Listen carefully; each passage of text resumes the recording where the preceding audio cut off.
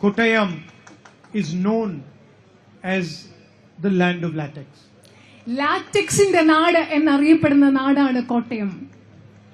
And the rubber industry consists of many small farmers who have to face the instability of the market every day.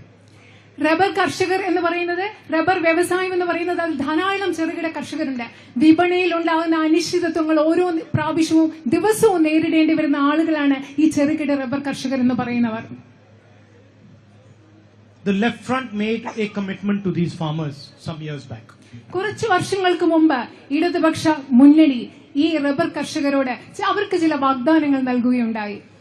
In their 2016 manifesto, they promised that they will maintain rubber prices at 250 rupees. അവരുടെ 2016 പ്രകടന പത്രികയിൽ അവരൊരു വാഗ്ദാനം നൽകുകയുണ്ടായി, 280 രൂപയായി റബ്ബറിന്റെ വില നിലനിർത്തുമെന്നത്. And you know the reality of what happened. നിങ്ങൾക്കറിയാം എന്താണ് സംഭവിച്ചതെന്നതിന്റെ യാഥാർത്ഥ്യം നിങ്ങൾക്കറിയാം. They did not fulfill their promise over the last 10 years.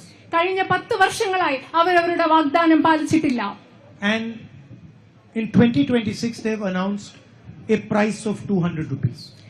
അത് മാത്രമല്ല 2026 അവര് 200 രൂപ എന്ന വിലയാണ് അവർ പ്രഖ്യാപിച്ചിട്ടുള്ളത്. When today the market price is 220. ഇന്ന് മാർക്കറ്റ് പ്രൈസ്, വിപണിയിലെ വില എന്ന് പറയുന്നത് 220 രൂപയാണ്.